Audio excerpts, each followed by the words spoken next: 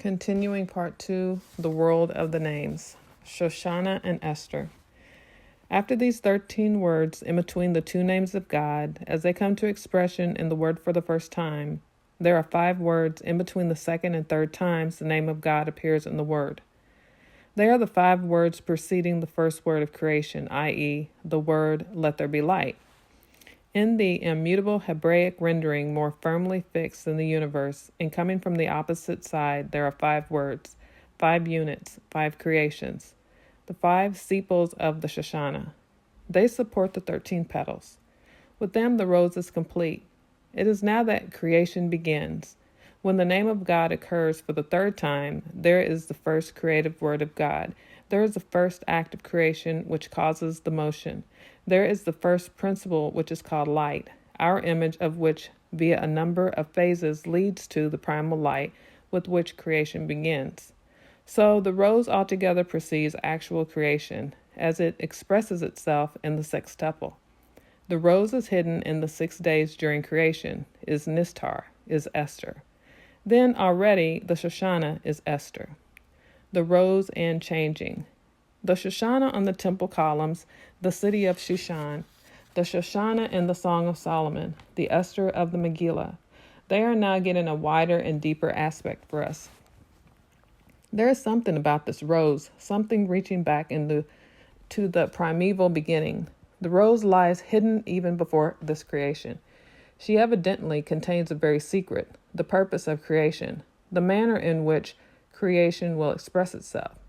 Now, is not that also the secret of Esther, the mystery which Ahasuerus suspects to exist behind his world, which he tries all the time to fathom?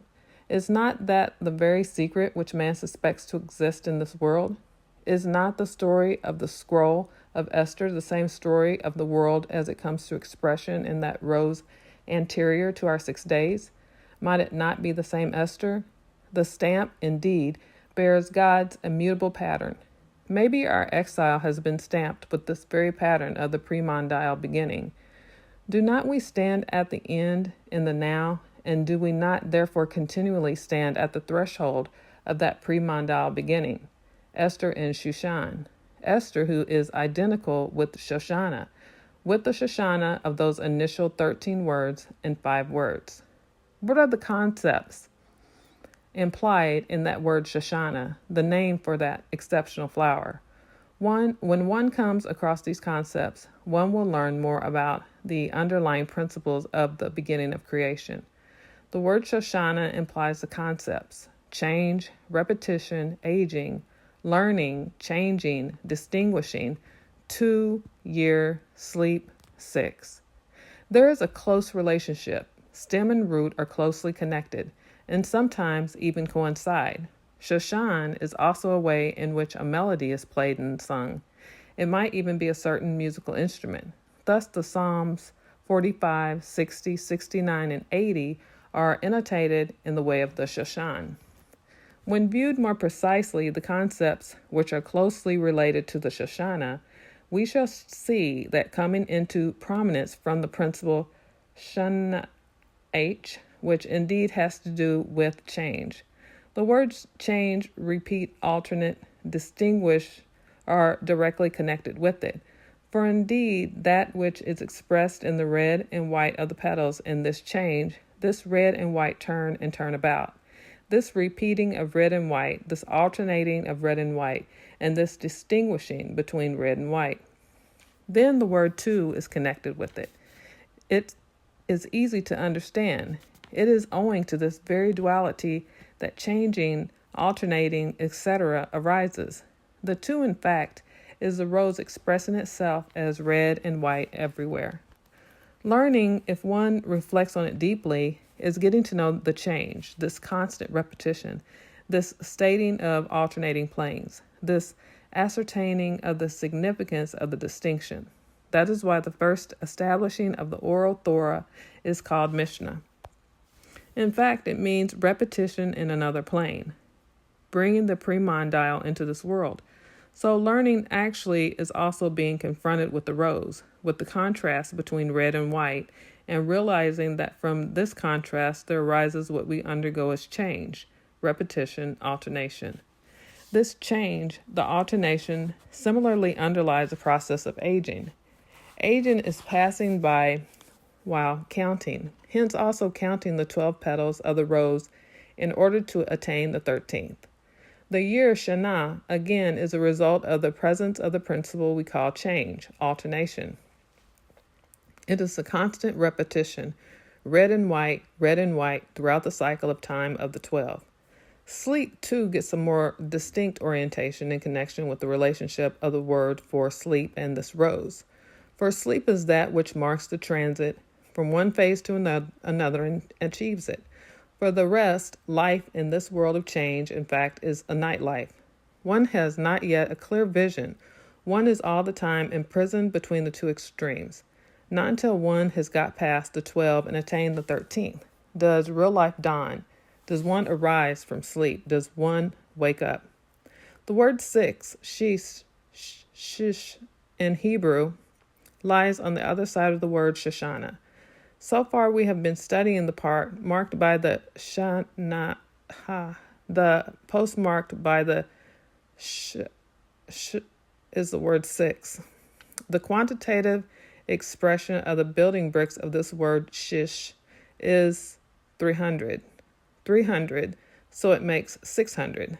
This 6 is characterized by the fact that it is twice 3. In the scheme of creation for the first and the second triads of days, this structure similarly comes to expression. For indeed, creation is achieved in 3 days, repeating themselves in another plane. The Shoshanah similarly is characterized by the 6. It is the 6 red petals and the 6 white ones. The 6 about which one even wonders. It is this side, or is it the opposite? It is the 6 whichever has life and death, good and bad, facing each other, etc. The word Shoshanah may likewise be read as that which changes. So within lies hidden the secret of the 6, the mystery of the 2, and the expression of our world, hence the ever-changing, repeating, alternating. What causes creation to move? The rose at the primeval beginning determines what will further apply as principle in creation. This Shoshanah evokes the change, the repetition, the passing by, and all that comes. The fundamental principle of the self-expression of creation is this coming and going, this constant repetition, this being stamped with the same pattern. The Shoshanah itself is hidden. She is there before the light. She is among the young daughters, owing to the constant repetition of developments, just as the years will repeat themselves. This is not the secret of creation. One states an infinite, never-tiring repetition, nor can one grasp the meaning of it all.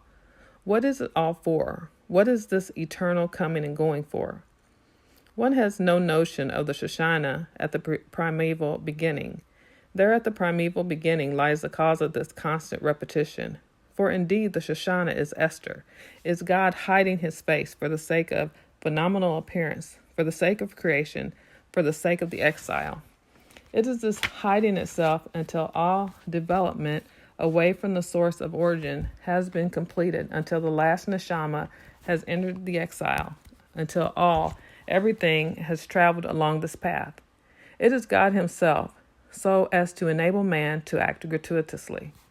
The seemingly endless repetition is there, so that ever again man will make this appearance in the world in a divine manner, not hypocritically, not sanctimoniously, for all the time limited, repeatable, but instead ever breaking through all limits in a grand way. Constant repetition, but at the same time a development, change becomes the neshama's appearance in the world is a way which one day will be fulfilled, completed. She is there to keep this dialogue of man with God going in all its dramatic power. This dialogue with God hidden and yet sensed. In this dialogue with the hidden God, man can act in a divine way. Acting this way, he gives purpose to creation. He makes creation alive. God hiding causes the world to appear in this everlasting repetition, in this everlasting simultaneous change. Repetition expresses the principle of the immutable stamp with the invariable pattern. It is the principle known as the tree that is fruit, the etz pri. It implies the phenomenon that there exists an unchangeable harmony in which growth, development, and the ultimate purpose in view, the ultimate fruit, all exist, integrated. It is a condition, incomprehensible from the earthly point of view. It is a condition which cannot be imagined in terms of space-time. Change, which similarly is implied with the principle of Shoshanah, is considered to be an expression of the principle tree that makes fruit, the etz os pri. It implies a phenomenon called development. To our mind, it is a comprehensible principle. Something develops in a certain direction. This development is essentially the neshama, and all she stands for, passing through this exile, through this creation.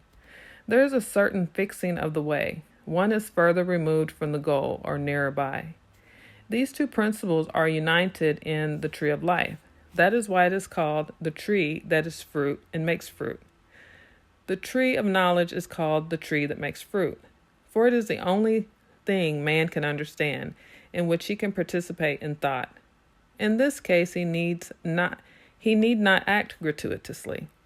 As regards the tree of life, apart from that which man can comprehend, there is the incomprehensible, i.e., the tree that is fruit. It is the aspect which can make him act gratuitously. The Shoshanah has both these aspects within herself. They are the red petals expressive of what lies in the future, further away, of growing and developing, and the white petals from which manifests the perpetual, that which repeats itself evermore. Naturally, God is hidden in the secret. It is the Esther in whom God is Nistar. And God has these very two aspects, thesis and synthesis. In this secret, there is something explosive.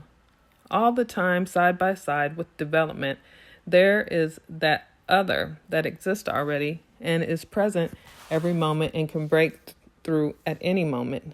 That too is a secret of this hiding. At any moment, all that is development can come to an end. At any moment, another world may break through. Ahasuerus and Esther in Shushan. So the story in Shushan is the story of the Shoshanah, as it is also the tale of the creation. Everywhere the pattern of God's stamp is expressed. From that central place where the king resides, the current flows towards the world. In the exile, it is the flow of the seemingly immutable laws of nature, the flow that Ahasuerus knows he rules as a king. They are the laws of evolution, of the continual, the computable, the subtly comprehensible. But in Shushan, there is also the secret. Shushan is the masculine aspect of Shoshanah. Esther too resides in Shushan, the Esther whom King Ahasuerus breaks his head about, the Esther whose origin Ahasuerus cannot ascertain. Mysterious Esther, the mysterious hiding of God. What is God hiding for? Ahasuerus sometimes wonders. It is worrying me. The laws of the world of the Medes and the Persians are the only ones, are they not?